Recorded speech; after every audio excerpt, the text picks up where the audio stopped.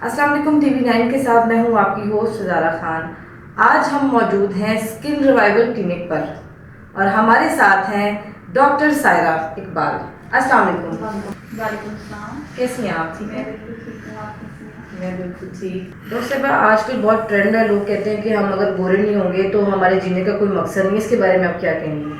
देखिए ज़्यादा मेरे ओपिनियन में आपका स्किन टोन जो है वो इवन होना चाहिए। आपकी स्किन पे पिगमेंटेशन, एक्ने, डार्क स्पॉट्स नहीं होने चाहिए। It does not matter your skin colour is white और ब्लैक। हर स्किन खूबसूरत होती है। जस्ट मैटर क्या करता है आपकी स्किन के ऊपर कोई ब्लेमिशेस और पिगमेंटेशन ना हो, इवन स्किन हो, दैट रियली मैटर्स। डॉक्टर साहब, आजकल हर गली मोहल्ले में हाइड्रा फेशियल हो रहा है, आपका हाइड्रा में क्या फ़र्क है? अच्छा देखिए, सैलून के हाइड्रा में और एक क्लिनिक पर जब आप एक प्रोफेशनल जगह से हाइड्रा करवाते हैं तो उसमें मेन डिफरेंस क्या होता है। सैलून के हाइड्रा में स्किन पॉलिश या ब्लीचेस यूज़ की जाती हैं। क्लिनिक के हाइड्रा में हम इस तरह की केमिकल्स या हार्मफुल इंग्रेडिएंट्स यूज़ नहीं करते।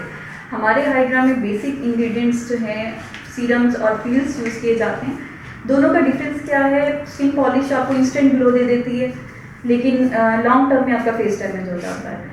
और जो क्लिनिक पर हाइड्रा किया जाता है, सीरम्स या पील्स जो हैं आपको एक तो इंस्टेंट ग्लो भी प्रोवाइड करते हैं, दूसरा इसका रिजल्ट लॉन्ग टर्म रहता है, ये आपके फेस को लॉन्ग टर्म में डैमेज नहीं करता। डॉक्टर साहब, कुछ लोग कहते हैं कि वाइटनिंग इंजेक्शन लगाने से कैंसर हो जाता है, क्या ये सच है? अच्छा देखिए, वाइटनिंग इंजेक्शंस का कैंसर के साथ कोई ताल्लुक नहीं है। मेरे पास अक्सर पेशेंट्स आके ये सवाल करते हैं कि वाइटनिंग इंजेक्शन लगवाने के बाद हमें कैंसर हो जाएगा।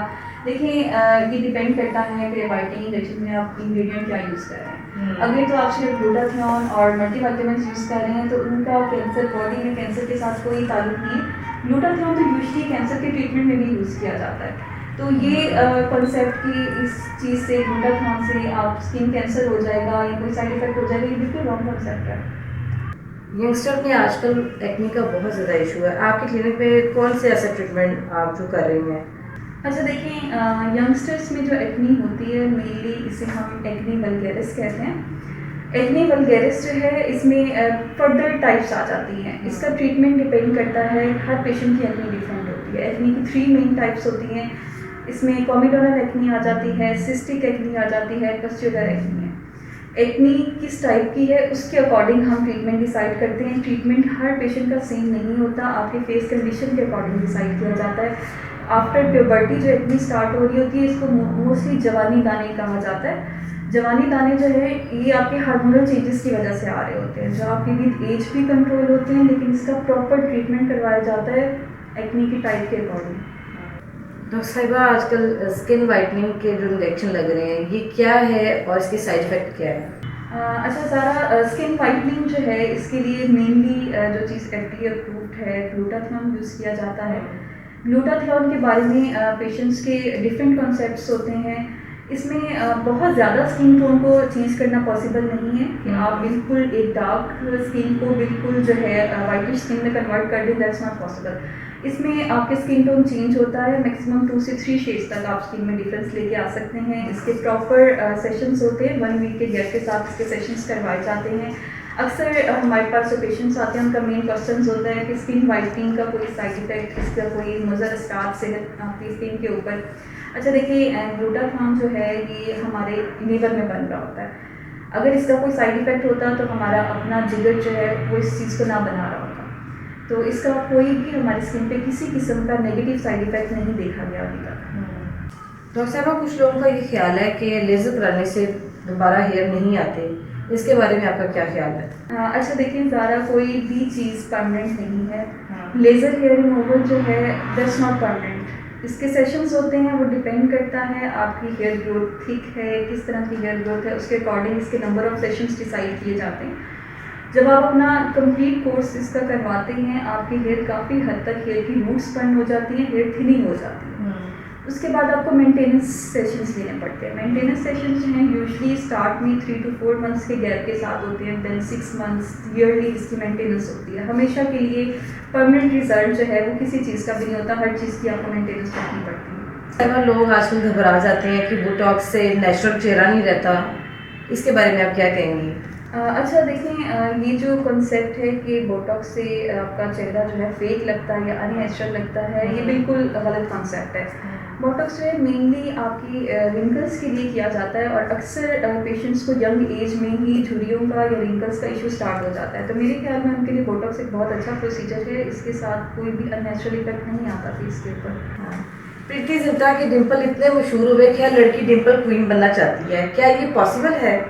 अच्छा देखें, आजकल काफ़ी सारे ऐसे प्रोसीजर्स आ चुके हैं जिनके साथ आप अपने फेस पे एक डिम्पल बनवा सकते हैं। ये जो प्रोसीजर होता है यूजुअली इसमें हम आपके फेस को नम करके लोकल एनेस्थीसिया दे के छोटा सा प्रोसीजर है 1 आवर का, आपके फेस पे एक डिम्पल बनाया जाता है। स्टार्ट में वो थोड़ा सा फेक लगता है, विद टाइम स्वेलिंग और आपकी जैसे जैसे स्किन हील करती है वो बिल्कुल आपका नेचुरल डिम्पल लगता है। आप एक सर्जिकली क्रिएटेड डिम्पल और एक नेचुरल डिम्पल में बिल्कुल डिफरेंस नहीं बता सकते। डॉक्टर साहिबा, आजकल पीआरपी का बहुत फैशन है, ये असल में क्या है और क्या ये वाकई फायदेमंद होता है? अच्छा देखें, PRP stands for platelet rich plasma. इसमें आपके ही ब्लड के साथ हम ग्रोथ फैक्टर्स आपके ब्लड से लेते हैं।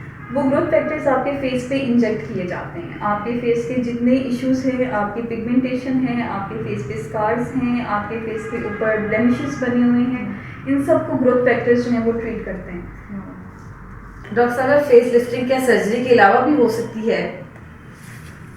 अच्छा, फेस लिफ्ट का जो हमारा कॉन्सेप्ट है कि फेस लिफ्ट सिर्फ सर्जरी के साथ पॉसिबल है। आजकल काफ़ी ऐसे ट्रीटमेंट्स आ चुके हैं कि आप बगैर सर्जरी के भी अपने फेस को लिफ्ट करवा सकते हैं। बगैर सर्जरी के अगर आप फेस लिफ्ट करवाना चाहें तो उसमें मेन प्रोसीजर जो है थ्रेड्स यूज़ किए जाते हैं। कॉक थ्रेड्स होते हैं, usually PDO cog and PCL cog threads आते हैं जो हम आपके फेस की मस्कुलर लेयर में इंजेक्ट करते हैं। आपके फेस का स्मैश जो लेयर होती है उसमें ये रखे जाते हैं और ये आपकी स्किन को इंस्टेंट लिफ्टिंग इफेक्ट प्रोवाइड करते हैं। एस्थेटिक सिर्फ अमीर लोगों के लिए है या आम आदमी भी इसको करवा सकता है? अच्छा देखें, ये जो कंसेप्ट है कि एस्थेटिक सिर्फ अमीर लोग करवा सकते हैं, ये बिल्कुल गलत है। काफ़ी सारे एस्थेटिक्स में ऐसे प्रोसीजर्स भी हैं जो नॉर्मल लोग भी अफोर्ड कर सकते हैं। जैसे अगर आप अपने फेस की रेगुलर क्लिनजिंग करवाना चाहते हैं तो हाइड्रा एक ऐसा प्रोसीजर है जो नॉर्मल लोग भी अफोर्ड कर सकते हैं। एक्नी के लिए डिफरेंट ऐसे प्रोसीजर्स हैं जो नॉर्मल लोग अफोर्ड कर सकते हैं। लेजर्स में भी काफ़ी ऐसे प्रोसीजर्स आ जाते हैं जो नॉर्मल लोग अफोर्ड कर सकते हैं। थैंक यू सो मच, आपने बहुत सी चीज़ें हमारी ऑडियंस को बताई।